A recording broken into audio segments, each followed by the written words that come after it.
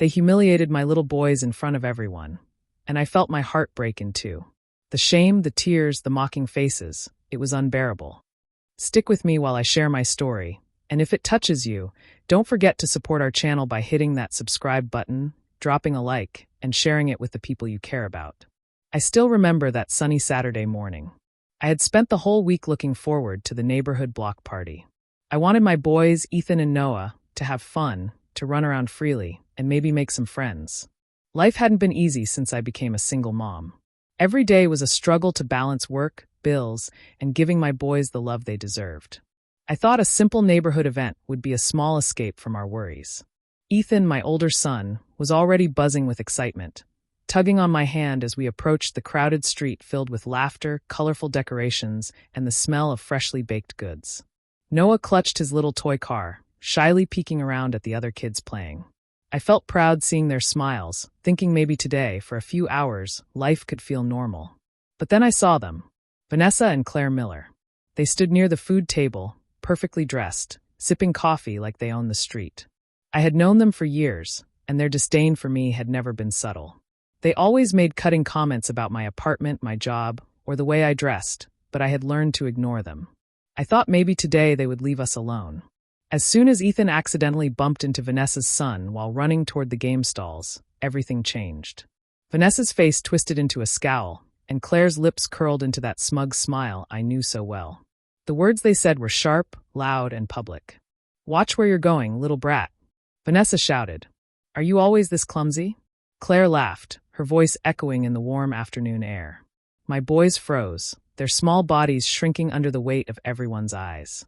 Ethan's face turned red, and Noah's lip trembled as tears welled up. I felt my stomach drop. The other neighbors glanced over, some whispering, others pretending not to notice. I wanted to rush forward, to grab my boys and take them home, but I froze. The humiliation was sudden and complete. My children, my babies, were crying because of people who should have known better, and I felt powerless. In that moment, I realized this wasn't just a one-time incident. Vanessa and Claire had always enjoyed putting others down, and today, they had made sure to humiliate my boys in front of everyone. The pain of watching their tears and the cold smirks of those women stayed with me, settling in my chest like a stone. I knew something inside me had changed that day. I couldn't let this go. I had to do something, not just for myself, but for Ethan and Noah. I owed them strength, protection, and the promise that no one would make them feel small again. The rest of the block party passed in a blur. I held my boys close, whispered soothing words, and made a silent vow. Things were about to change, and I would make sure that lesson about cruelty and pride was learned. The moment Ethan ran past the game stall, he didn't see Vanessa's son standing near the table. The collision was small, just a bump, but enough to knock the boy's cup of lemonade onto the ground. Immediately, Vanessa's eyes narrowed, and her voice cut through the laughter and music of the block party. "Watch where you're going, you poor little brats," she shouted, her words sharp and loud. Claire joined in, smirking as she added, "Honestly, do your parents even teach you manners?" The crowd around them turned to look, some with curiosity, others with quiet amusement. My boys froze, their tiny hands clutched together, their faces pale. Ethan opened his mouth to apologize, stammering over the words, while Noah hid behind his brother's legs, trying to disappear. Vanessa wasn't satisfied. She pointed at them like they were guilty of some serious crime. "Say you're sorry. Look at me when you apologize," she commanded. I felt my chest tighten. Every eye in the crowd seemed to be on my children, and I could see the tears forming in their eyes. The boys repeated their apologies in soft, trembling voices, barely audible over Vanessa's mocking laughter. Claire made sure to snicker at every word, her amusement clear as she whispered something to her friends that made them all giggle. I wanted to step forward, to defend them, to tell Vanessa and Claire to stop, but I felt rooted to the spot. The neighbors who could have stepped in just stared awkwardly or quickly turned away, pretending not to notice. The silence of everyone else made the humiliation even worse. My boys weren't just being scolded, they were being ridiculed, stripped of their dignity in front of strangers and people we knew. Noah's lip quivered and Ethan's eyes welled up with tears. I could see the shame written on their little faces, their usual confidence and cheer replaced by fear and sadness. I fought the urge to cry myself, to scream at Vanessa and Claire for hurting them, but I knew that reaction wouldn't help in that moment. I just held my boys' hands, whispering small reassurances, trying to make them feel safe even as my own heart shattered. By the time Vanessa and Claire finally turned away, satisfied with their public display, the damage had been done. My sons had been humiliated, and I felt completely powerless. The laughter, the whispers, the sideways glances from other neighbors, all of it made the event feel heavier, more unbearable. As we walked away, Ethan wiped his eyes with the back of his sleeve, and Noah clung to me, trembling. I kept my voice calm, telling them it wasn't their fault, but inside, a storm was growing. This wasn't just embarrassment, it was a wake-up call. I couldn't let this go. My boys deserved better. They deserved to feel safe, loved, and strong. And I promised myself, right there in the middle of the block party, that Vanessa and Claire would one day understand the consequences of their cruelty. When we got home from the block party, the house felt smaller, heavier. Ethan and Noah went straight to their rooms, quiet and withdrawn, and I followed slowly, my hands shaking. I sat on the couch, staring at the floor, feeling a mix of guilt, shame, and anger I couldn't control. I kept thinking, why didn't I step in? Why didn't I protect them? The images from the party kept replaying in my mind. The pointing fingers, the laughter, my son's tears. I felt helpless. I had always tried to give Ethan and Noah a happy, safe childhood. But today, everything I worked for seemed to crumble. The thought that I couldn't shield them from Vanessa and Claire's cruelty made my chest ache. As I sat there, memories of past encounters with them came rushing back. There were small moments I had tried to ignore, moments that now felt like pieces of a bigger pattern. Vanessa had once sneered at my paycheck when she learned how much I earned, whispering to Claire, "How does she even survive on that?" Claire had made cutting remarks about my apartment, calling it quaint, in a way meant to belittle me.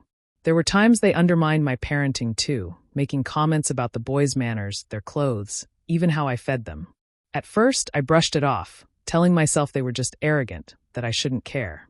But now, after seeing my sons humiliated in front of the entire neighborhood, it hit me that it wasn't random. It wasn't just a small misunderstanding at the block party. This was a pattern, a deliberate effort to put me and my family down whenever they could. Each past insult, each mocking comment, suddenly made sense. They had been building up to moments like this, using every opportunity to make me feel small. Anger began to grow inside me, a slow, steady fire that burned alongside the guilt. I realized I had spent too long trying to ignore them, hoping they would leave me alone, hoping the boys would outgrow their cruelty. But the truth was they thrived on hurting others, and I had been letting them. I couldn't allow it to continue. I thought about my boys, their faces wet with tears, their pride crushed. I knew that I couldn't change the past, but I could change what came next. I couldn't erase what Vanessa and Claire did, but I could make sure they didn't get away with it again. I wanted to protect my sons, to show them that standing up for yourself doesn't have to mean fighting with anger. It can mean being smart, strong, and patient. By the time I went to check on Ethan and Noah, my mind was already working. This wasn't just embarrassment or shame anymore. This was a challenge, a moment that demanded a response. I made a silent promise to myself. I would not let them hurt my boys again, and I would find a way to turn the power around. The fire in my chest was no longer just anger, it was determination. That night, after putting Ethan and Noah to bed, I sat alone in the dim light of the living room, feeling the last of my guilt slowly turning into something sharper. I knew I couldn't erase what had happened, but I also knew I couldn't stay quiet anymore. Letting my boys suffer in silence wasn't an option. If Vanessa and Claire thought they could embarrass my children without consequence, they were wrong. I wasn't going to confront them with shouting or make a scene. I wanted something smarter, something that would hit them where it hurt most, without dragging myself or my boys into more trouble. I started by paying attention, really paying attention, to things I used to ignore.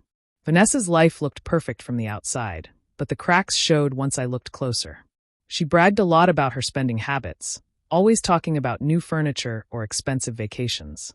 But I remembered a casual conversation she once had about delayed payments and how her husband was stressed about money. The more I listened, the more it became clear that her perfect lifestyle relied heavily on credit and constant show. One wrong move, one exposed weakness, and the image she valued so much could crumble. Then there was her husband, Mark. People talked when they thought no one was listening, and I had learned to listen. I heard enough to know he wasn't as loyal as she pretended. They weren't big scandals, just small, careless interactions at work events, a message someone mentioned, a rumor whispered at a barbecue. Nothing explosive, but enough to shake the flawless picture Vanessa tried to present. She always acted superior, but her own foundation wasn't as strong as she wanted everyone to believe. Claire wasn't any better. She relied on Vanessa to maintain her place in the social circle, copying everything she did. But her insecurity leaked through every time she bragged about her perfect parenting or her spotless home. The truth was she couldn't stand being seen as anything less than ideal, and any embarrassment would hit her harder than anyone else. Their entire lives were built on appearance, polished smiles, perfect photos, spotless reputations. I kept all of this to myself. I didn't tell anyone, didn't hint at anything. I simply gathered information, slowly and quietly, waiting for the right moment. I wasn't planning to ruin their families or destroy their lives. That wasn't who I was, and I didn't want my boys to grow up seeing revenge as something dark or cruel. Instead, I wanted to give them justice, calm, smart justice. I wanted Vanessa and Claire to feel the weight of their actions, to see that cruelty has consequences even when delivered with a smile. So I formed a plan. Not messy or emotional, but controlled. I would use what I knew in a way that exposed their behavior without dragging myself into drama. My goal wasn't to humiliate them the way they humiliated my boys. It was to take away the power they used to hurt others. They relied on status. They relied on respect. They relied on being admired. All I had to do was let the truth slip into the right places. I didn't need revenge that destroyed. I needed revenge that corrected. And for the first time since that awful day, I felt a sense of control returning. I wasn't powerless. I wasn't alone. I was a mother protecting her children, and I was ready to do it with a calm strength they never saw coming. After weeks of quietly planning, I began to take small steps to change our situation. I realized that if I wanted to protect my boys and show Vanessa and Claire that we couldn't be pushed around, I had to reclaim my place in the neighborhood. I started attending every local event I could, volunteering at charity drives, and helping organize small community gatherings. I wasn't loud or showy, but I was consistent, dependable, and genuinely helpful. Slowly, people began to notice. Neighbors who had barely spoken to me before started greeting me with smiles. Parents appreciated my help at school events, and people began asking for my advice on organizing small fundraisers or neighborhood projects. I felt a growing confidence with every conversation, every handshake, every compliment. For the first time, it wasn't just about surviving. I felt like I was building something lasting, something my boys could be proud of. I even started hosting small gatherings in my home. Nothing extravagant, just casual evenings with coffee and snacks, where neighbors could meet and talk. I made sure everyone felt welcome, especially families with kids, so that Ethan and Noah could see other children enjoying themselves safely. I wanted to show them that kindness, intelligence, and effort could earn respect in ways cruelty never could. Vanessa and Claire began to notice my presence more and more. At first, it was subtle. A glance of discomfort here, a sharp whisper there. Then their annoyance became clearer. Vanessa scowled when she saw neighbors chatting with me and laughing at my jokes. Claire rolled her eyes when someone asked me for advice on organizing a small fundraiser. It was satisfying, in a quiet way, to see them realizing that the neighborhood wasn't theirs to control. I wasn't trying to make them feel bad. I was simply living my life, stepping into a role they had never allowed me to occupy. And yet, their reaction proved just how powerful appearances and influence were in their eyes. They were threatened because they had built their sense of superiority on the assumption that I would always remain invisible. I refused to be invisible any longer. With every event I helped organize, every small gesture of leadership, I felt more empowered. My boys began to notice too. Ethan and Noah saw their mother being respected, appreciated, and admired. They started walking taller, smiling more freely, and even defending themselves in small ways when someone teased them. Their strength became my strength, and my strength became theirs. By quietly gaining influence in the community, I was setting the stage for what came next. Vanessa and Claire could no longer look down on us. They could no longer humiliate my boys without facing consequences. The power balance was slowly shifting, and I was ready to use it wisely. It wasn't about revenge yet, it was about showing that we belonged, that we were strong, and that no one could break us again. After weeks of watching the neighborhood slowly accept me, I turned my attention fully to Ethan and Noah.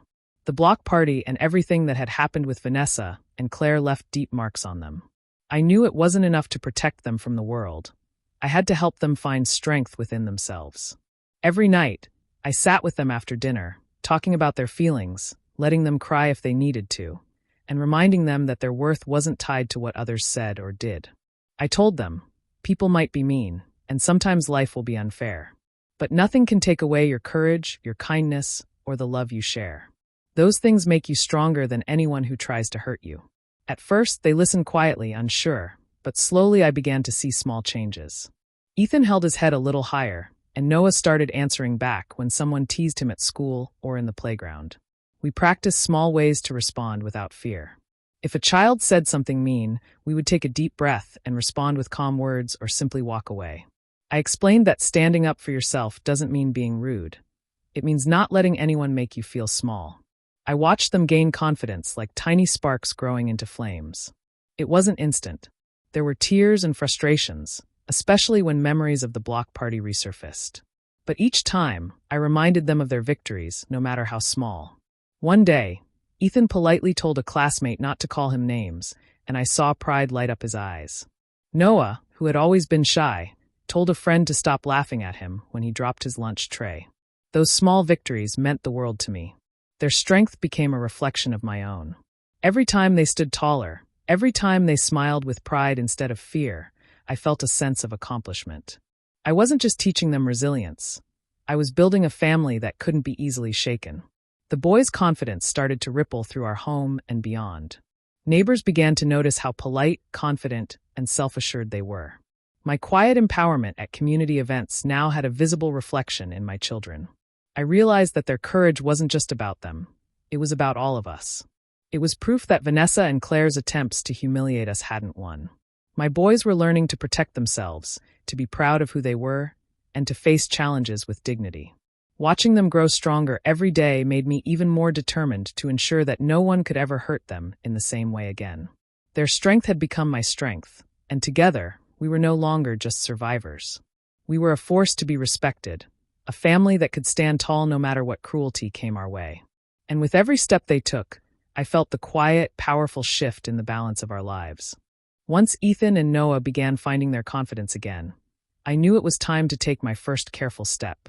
I didn't want drama or scenes.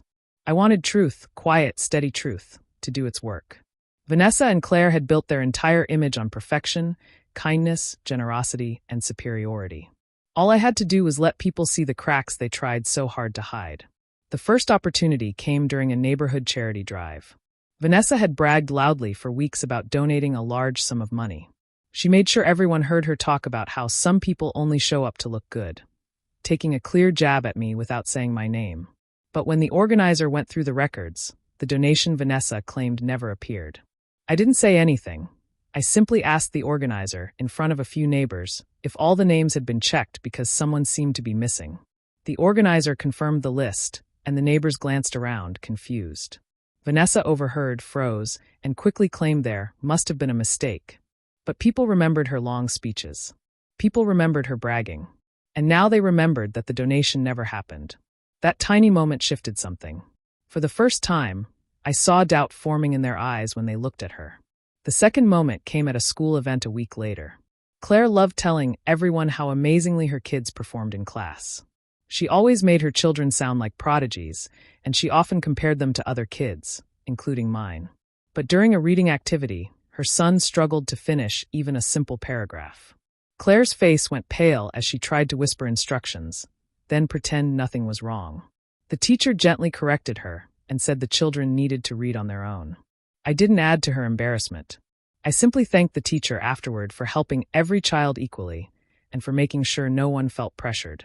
A few parents nodded, their eyes drifting toward Claire, who stood silently in a corner. They remembered how often she bragged.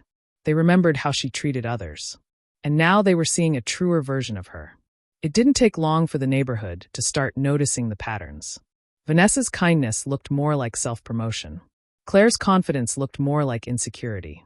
People began approaching me more often, asking for my input on events, thanking me for helping, trusting me in ways they had never before.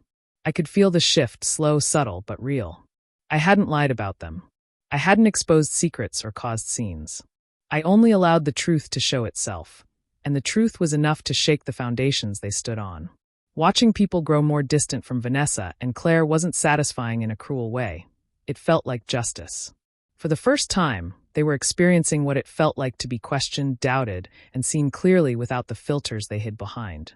The balance was changing, not through force, but through quiet exposure. And I knew this was just the beginning. A few days after the small neighborhood incidents, I decided it was time to face Vanessa and Claire directly. I arranged a meeting under the pretense of reconciliation. I wanted them to think it was just a friendly chat, nothing serious. Inside, I felt calm and steady. I had spent weeks planning, observing, and gathering quiet strength. Now it was time to speak. We met at Vanessa's house one afternoon, a quiet moment when no one else was around. She greeted me with that familiar forced smile, Claire standing stiffly beside her. I returned the smile, polite but firm, and took a seat. I could feel the tension in the air, but I didn't rush or raise my voice. Calmness was my strongest weapon. I began by speaking slowly, looking them directly in the eyes. I wanted to come today to talk about what happened at the block party, I said. Your words and actions humiliated my boys in front of everyone. Ethan and Noah were crying, and I want you to understand how much it affected them, and me. Vanessa laughed nervously at first, trying to brush it off, but I held her gaze. It's not just a small mistake, I continued. This isn't the first time your behavior has hurt us. You have a habit of belittling people to feel superior. That ends now. You need to understand that actions have consequences. Claire shifted uncomfortably, her confident mask slipping. I didn't have to accuse them loudly or threaten them. I simply stated the facts calmly, with steady words. I described the moments of humiliation, the tears, the fear, and the way their actions were noticed by others. I didn't exaggerate. I didn't plead. I just presented the truth. Their reactions were immediate. Vanessa's smile faltered, and her fingers twisted nervously. Claire's arms crossed, but her shoulders slumped. They both realized that the polite calmness of my voice made their cruelty look small and shameful. Their pride and arrogance crumbled in the face of my composure. I didn't have to shout or yell. My calm strength exposed their weakness. I let silence hang for a moment, letting them feel the weight of their actions. I hope you take this seriously, I said quietly. Not because I want revenge, but because if you continue to hurt others, you will face the consequences. My boys will not be treated this way again. Neither of them spoke for a long time. The arrogance they had worn like armor was gone. For the first time, they saw me not as someone they could mock or dismiss, but as a mother who would not be broken or intimidated. I left their house after an hour, my boys' future in mind, feeling a quiet sense of power and justice. That day, I realized confrontation didn't have to be loud or mean to be effective. Calm, steady strength, and the truth were far more powerful. Vanessa and Claire finally understood that cruelty has limits, and crossing those limits can change everything. In the weeks after our private meeting, things in the neighborhood began to shift on their own. I didn't start any rumors or try to take revenge. I just continued living my life with honesty and calm confidence, and people noticed the change. Vanessa and Claire noticed it too, but by then it was too late for them to fix what they had damaged. Their usual charm stopped working. Neighbors who once followed them blindly began to see through their behavior. They remembered how they had humiliated Ethan and Noah at the block party, and how often they spoke badly about others. Small things they used to get away with now stood out clearly. People didn't laugh at their jokes anymore. They didn't rush to include them in plans. Their influence quietly slipped away, little by little, until it was impossible to ignore. Meanwhile, my boys started receiving attention for all the right reasons. People began inviting them to activities, praising their kindness, and showing genuine interest in them. Some parents even apologized privately to me for not speaking up earlier. I didn't blame them. I simply appreciated that they now saw Ethan and Noah for who they really were, good-hearted boys who deserved respect. What surprised me most was how quickly the shift happened after the confrontation. I had spoken calmly that day, but the truth had been heavy enough to stay with Vanessa and Claire. Their behavior changed, but not in a good way. They grew defensive, quieter, unsure. Their usual confidence faded, and without the support of others, they stood alone. It was the natural result of years spent putting others down. One afternoon, I saw them at a neighborhood gathering. They looked uncomfortable, watching how people interacted warmly with my boys. For a moment, our eyes met. They expected me to smirk or show satisfaction, but I didn't. I simply gave a small, polite nod and continued talking to another parent. I had no desire to humiliate them the way they had humiliated us. That wasn't who I was, and I didn't want to become like them. Showing mercy wasn't difficult, it felt natural. I understood that they had already lost more than anything I could have taken from them. Their social standing, their influence, their control over the community, all of it had faded. And the best part was that I hadn't had to force it. People saw the truth for themselves, and that was the most powerful justice of all. Ethan and Noah walked home with me that evening, laughing and sharing stories about their day. I felt proud, not just of them, but of myself. I had protected my children, stood up for them, and done it without turning bitter or cruel. That was the final payback. Not revenge, not public humiliation, but rising above, letting the truth speak, and watching everything fall into place exactly as it should. Looking back, I can hardly believe how far we've come. Not long ago, Ethan and Noah were crying in front of the whole neighborhood, and I felt powerless to protect them. I carried that shame and helplessness like a heavy weight, replaying the humiliation over and over in my mind. But now, sitting in the quiet of our living room while my boys laugh over a game, I feel something completely different: strength, pride, and peace. The journey wasn't easy. There were days when I doubted myself, moments when anger burned too hot, and nights when I worried that Vanessa and Claire would continue to control our lives. But step by step, I turned those feelings into determination.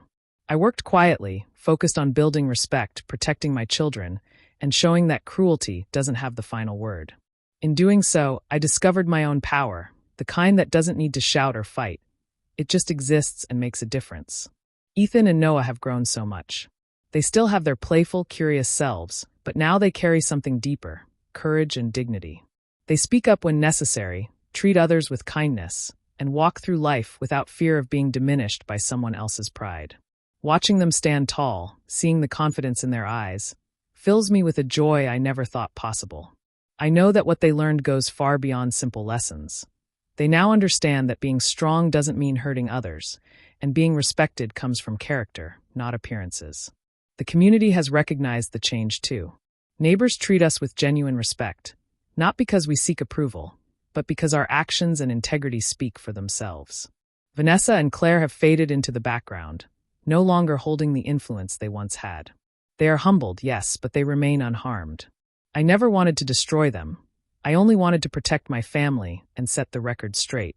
That decision, choosing strength over cruelty, has brought more satisfaction than any act of revenge ever could.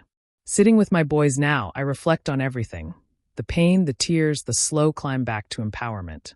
I realize that life doesn't always hand you justice, and sometimes the people who hurt you believe they are untouchable. But clever action, calm strength, and love can shift the balance in ways you never expect. My family survived humiliation, fear, and judgment, and we came out stronger, wiser, and closer than ever. Tears may fall in life, but they are not a sign of weakness. They are reminders of what we've endured and overcome. And when courage, love, and thoughtful action come together, even the darkest moments can be transformed. We are living proof that shame can turn into strength, and cruelty can be met with dignity. Our story is not about revenge. It is about resilience, empowerment, and the quiet, unshakable power of a mother protecting her children.